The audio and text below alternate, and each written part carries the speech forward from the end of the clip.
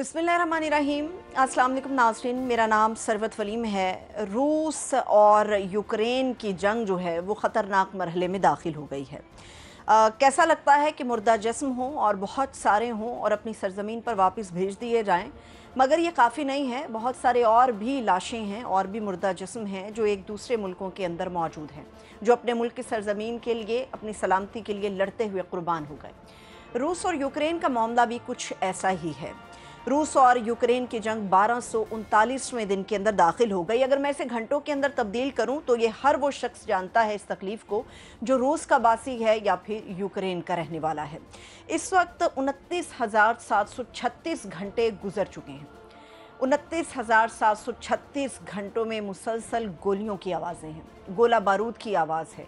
इसकी एक स्मेल है, एक बदबू है जो पूरे मुल्क के अंदर मुख्तलिफ कोनों में वहाँ पर बसने वाले सूंघते हैं और हर एक सेकंड के अंदर अपनी जान के हवाले से परेशान नज़र आते हैं।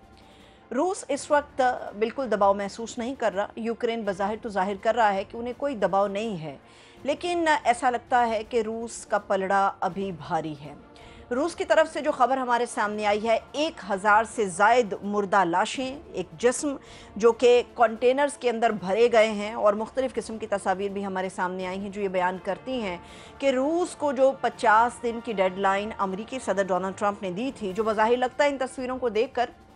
कि शायद रूस अब चूँकि 47वें दिन के अंदर दाखिल हो चुका हुआ है और उसको नज़र आ रहा है कि शायद मेरे पास अब वक्त कम रह जाए, इसीलिए 1000 के करीब जो मुर्दा जिस्म है यूक्रेनी फ़ौजियों के, वो कंटेनर्स के अंदर लाद कर सरहदों की तरफ भेजे गए हैं ताकि वो यूक्रेन के हवाले किए जा सकें। इसके अलावा पिछले महीने जो एक डायलॉग होता रहा रूस और यूक्रेन के अंदर, वो ये तय कर रहा था कि शायद अभी मुज़ाकरात ख़त्म होंगे, बातचीत की तरफ बात मुस्बत अंदाज में आगे जाएगी और सीज़ फायर हो जाएगा। लेकिन मुसलसल मुज़ाकरात के दौर गुजरने के बावजूद भी रूस और यूक्रेन के दरमियान मामला तय नहीं हो सका। उसकी वजह यह है कि रूस अपनी शराइत के साथ आगे बढ़ना चाहता है, लेकिन यूक्रेन के ऊपर अपनी ज़ात के अलावा अमेरिका का और नेटो ममालिक का दबाव है कि हमें इन्हीं शराइत के साथ आगे बढ़ना है। ना तो इसमें अमेरिका को कोई नुकसान है, ना नेटो इत्तेहाद को कोई नुकसान है, बल्कि इसकी कीमत सिर्फ यूक्रेन के अंदर बसने वाले शहरी चुका रहे हैं रोज़ाना की बुनियाद पर। वही कुछ रूस के अंदर भी हो रहा है। यूक्रेन अपने ड्रोन्स के ज़रिए रूस में कार्रवाइयाँ कर रहा है, रूस अपने जेट तैयारों के ज़रिए और अपने ड्रोन्स के ज़रिए गोला बारूद लाद कर भेजता है और यूक्रेन के इलाकों पर हमला करता है। अभी कहा जा रहा है कि 6000 से ज़ायद मुर्दा जिस्म अभी बाकी हैं और रूस उनको भेजेगा भी, लेकिन इतनी ही तादाद या शायद इससे ज़्यादा या शायद इससे कम यूक्रेन के अंदर भी मौजूद है। उन लाशों की जिनका ताल्लुक रूस से है वो रूसी फौजी हैं और बेशतर उनमें ऐसे हैं जिनका ताल्लुक शुमाली कोरिया से भी है, जो रूस के लिए लड़ रहे हैं। ऐसा लगता है कि ये जंग रुकेगी नहीं और बात वहीं पर ख़त्म होगी जो कि इस वक्त आलमी माहिरीन अंदेशा जाहिर कर रहे हैं कि रूस के शहर के अंदर यानी मॉस्को के अंदर अगर धमाका करने की कोशिश की गई या मॉस्को को नुकसान पहुंचाया गया तो फिर रूस के पास मां सिवाय एटमी हथियार निकालने के कोई दूसरा चारा जो है वो बाकी नहीं बचेगा। अब यहाँ पर ये नज़र आ रहा है कि एक जमूद है। रूस और बेसिकली यूक्रेन की जंग तो है, लेकिन मामला दो ऐसे फरीकों के दरमियान तय होगा जिसमें एक तो रूस है मगर दूसरा यूक्रेन की बजाय अमेरिका है। अमेरिका अपने ही हैसियत में अपने मुतालबात को मनवाना चाहता है, लेकिन एक जमूद का पहाड़ है जो इन दोनों ममालिक के दरमियान है। ना तो प्यूटन अपनी अनाक को पाश पाश करने के लिए तैयार हैं और ना ही अमेरिकी सदर डोनाल्ड ट्रंप अपने उस गरूर को पाश करने के लिए तैयार हैं जिसके बल के ऊपर वो पूरी दुनिया को अपने इशारों के मुताबिक चलाने की अहलियत अपनी ज़ात में समझते हैं कि वो रख सकते हैं। लेकिन इस वक्त रूस बड़ी समझदारी का मुजाहरा कर रहा है। हर गुजरते दिन के साथ अमेरिकी सदर डोनाल्ड ट्रंप की तरफ से जो एक धमकी आमेज़ रवैया सुनने में आता है, देखने में आता है, जिसमें रूस को बार बार ये मुतनब्बे किया जाता है कि तुम्हें 50 दिन हमने दिए हैं, उसमें से 49 दिन, 1 दिन, 2 दिन, 3 दिन गुजर गए, अब 47 दिन तुम्हारे पास बाकी रह गए हैं, तो सोच लो तुमने क्या करना है। रूस जो समझदारी का मुजाहरा कर रहा है वो इसके ऊपर गुफ्तगू के ज़रिए कोई भी रद्द अमल ना दे रहा है और ना ही बज़ाहिर ऐसा लगता है कि वो उसके लिए तैयार है। लेकिन इस डेडलाइन के बाद रूस ने यूक्रेन के अंदर अपनी कार्रवाइयाँ बढ़ा दी हैं, जो इस बात का पेश ख़ैमा है कि जंग बंदी तो नहीं होगी, और अगर जंग बंदी होगी तो फिर रूस की शराइत के मुताबिक होगी, रूस की मर्ज़ी से होगी। ऐसा नहीं हो सकता कि यूक्रेन का मामला अमेरिका और दीगर नेटो इत्तेहादी तय करें, बल्कि यूक्रेन के हवाले से ज़ेलेंस्की को फ़ैसला लेना होगा और उसके लिए ज़ेलेंस्की की सोच जो है वही कारामद साबित हो सकती है, ना कि अमेरिकी सदर डोनाल्ड ट्रंप की। अब ये देखा जा रहा है कि इस जंग बंदी के लिए करना क्या है और इसके लिए क्या उन तमाम ख़तरों को मोल लिया जा सकता है जिसकी तरफ आलमी माहिरीन अपना एक इजहार करते आए हैं कि एटमी हथियार चल गए तो ये पूरी दुनिया के लिए ख़तरनाक होगा। इसकी कीमत सिर्फ अमेरिका या यूक्रेन या दीगर ममालिक नहीं चुकाएंगे बल्कि वो तमाम ममालिक जिनका किरदार सिर्फ मासूमाना है, मगर उनकी बदकिस्मती ये है कि वो इन ममालिक के बॉर्डर्स के साथ लगते हैं, तो हो सकता है कि वो सबसे ज़्यादा मुतासिर हो जाएँ इस जंग के अंदर। लेकिन देखना यह कि अब क्या होगा। कुछ ऐसे मामलात हमारे सामने आए हैं जिसमें अमेरिकी सदर डोनाल्ड ट्रंप को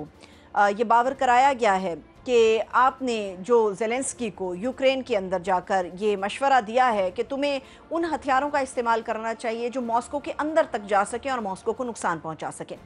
फिर ऐसा मालूम हुआ है कि अमेरिकी सदर डोनाल्ड ट्रंप को एक मीटिंग में एक ब्रीफिंग दी गई है और उसमें किसी हद तक ये बयान किया गया है कि अगर मॉस्को के अंदर हमला होता है तो ऐसी सूरत में रूस के पास सिवाय एटमी हथियार के कोई चारा नहीं है जो एक बड़े ही दुनिया को मुश्किल में डाल सकता है। लाखों करोड़ों की तादाद में नए मुहाजिरीन की आबादकारी करने का मसला पैदा हो सकता है। यूक्रेन के अंदर से पूरी दुनिया के लिए जो एक बड़ी खेप अनाज की जाती है वो सबसे ज़्यादा मुतासिर होने का ख़तरा है। अशिया खुरोनोश की किल्लत हो जाएगी, ब्लैक सी पोर्ट्स को बंद कर दिया जाएगा और ये सारी सूरत हाल का जिम्मेदार जो है ये अमेरिकी सदर डोनाल्ड ट्रंप को करार दिया जाएगा। उसके बाद ये बताया जा रहा है कि अभी एक हालिया मुलाकात या एक हालिया टेलीफोन पर बात हुई है अमेरिकी सदर डोनाल्ड ट्रंप की ज़ेलेंस्की के साथ, जिसमें उन्हें कहा गया कुछ भी करो मगर मॉस्को की तरफ हमला नहीं किया जाएगा, क्योंकि रूस के लिए मॉस्को उनकी रेड लाइन है जिसको क्रॉस करने की इजाज़त किसी भी मुल्क या किसी भी शख्स के पास नहीं है। और यही वजह है कि अमेरिकी सदर डोनाल्ड ट्रंप ने इस ख़तरे को भांप लिया है, इसलिए अब वो रूस को किसी और मुश्किल में या अपनी ज़ात को मुश्किल में नहीं डालना चाहते, इसलिए उन्होंने फौरी तौर पे मना किया है कि किसी भी किस्म की कार्रवाई जो रूस के ख़िलाफ़ यूक्रेन करेगा उसके अंदर मॉस्को को शामिल नहीं किया जाएगा। याद रखना चाहिए कि शुमाली कोरिया और रूस का इत्तेहाद बहुत ही कीमती भी है और बहुत ही गहरा भी है। बहुत सारी दुनिया के माहिरीन का ख्याल है कि चाइना और ईरान का इत्तेहाद भी रूस के लिए अहमियत इख्तियार करता है, लेकिन हमें याद रखना चाहिए कि इस वक्त शुमाली कोरिया जो किरदार रूस के लिए अदा कर रहा है वो शायद ही कोई और इत्तेहादी कर रहा हो। यही वजह है कि रूस दम भरता है शुमाली कोरिया का। और शुमाली कोरिया की और रूस की दोस्ती की अगर एक झलक देखना हो तो पिछले कुछ दिनों में हमारे सामने कुछ ऐसी तस्वीर आई जिसमें दुनिया का सबसे मजबूत और सबसे ताकतवर आदमी किम जोंग इन, जो कि शुमाली कोरिया से ताल्लुक़ रखते हैं और उन्हें डिक्टेटर के तौर पर देखा जाता है, उनको रोते हुए लोगों ने देखा। और उस रोने की वजह सिर्फ इतनी थी कि उन्होंने तकरीबन 15,000 से ज़ायद जो अपने फ़ौजी रूस के लिए भेजे हैं,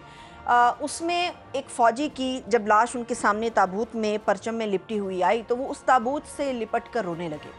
और लेकिन उसके साथ ही उन्होंने इस चीज़ का अदा भी किया कि वो रूस के लिए अपनी मदद और हिमायत को जारी रखेंगे, हथियारों की फराहमी जो है उसको जारी रखेंगे। तो ऐसा लगता है कि यूक्रेन और रूस का मामला अगर तबारत इख्तियार करता है तो रूस के लिए नुकसान तो बहुत कम होगा, मगर अमेरिका और जो उनके नेटो इत्तेहादी हैं उनके लिए ये अच्छी खबर साबित नहीं होगी अगर ये जंग तवील होती है, और ख़ासकर ऐसे माहौल के अंदर जहाँ पर शुमाली कोरिया का इत्तेहाद आइंदा आने वाले दिनों में रूस के लिए मज़ीद गहरा हो सकता है। अमेरिका और नेटो इत्तेहादी भांप चुके हैं कि रूस एक बहुत बड़ी तादाद में एटमी हथियार रखता है जो किसी भी लम्हे, किसी भी वक्त, किसी भी मुल्क और शख्सियत के ख़िलाफ़ वो अगर चलाता है तो ऐसी सूरत में ये सरासर नुकसान उन तमाम ममालिक का होगा जो दुनिया के अंदर अपनी ताकत को मनवाने के ख्वाब देख रहे हैं। इजाज़त दीजिए, अपना बहुत सा ख्याल रखिए। खुदा हाफिज़।